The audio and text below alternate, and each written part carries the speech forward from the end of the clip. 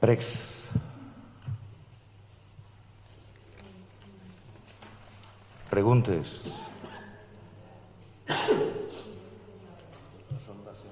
Espera, preguntes primer, Ciutadans?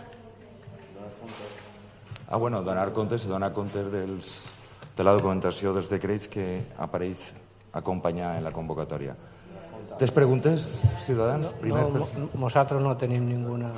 Bueno, només ens agradaria proposar una cosa, que és que a veure si fem un sopar de consellers de la Junta de Govern per a generar un poquet de lo que estem...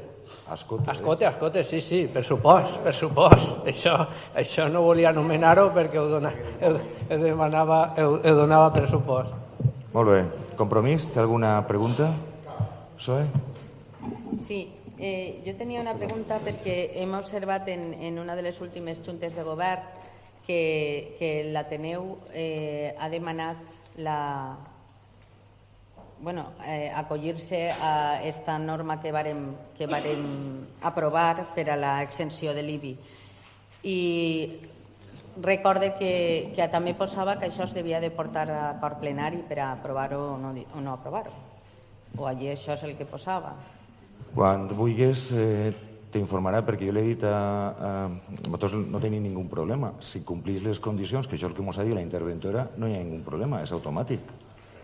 Que això és crec el que li s'ha comunicat. Això crec que és el que li s'ha comunicat, però si vols qualsevol informació afegida a això que t'estic dient, li pots dir directament a la interventora, demà mateixa. Però és que ahir nosaltres no hem ficat ninguna pega. El que intervenció crec que ha contestat és el que és aplicació de la llei.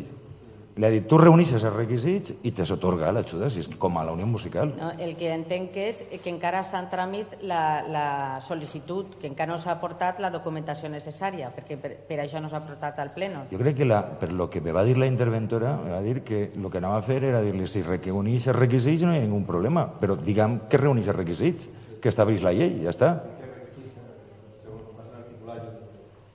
Alguna pregunta més? Sí, una pregunta. Sí. Una pregunta, si me poden contestar al Partit Ciudadanos. Com han pogut observar tots, n'hi ha una altra televisió gravant. Primer és que no sé si és per descontent una càmera.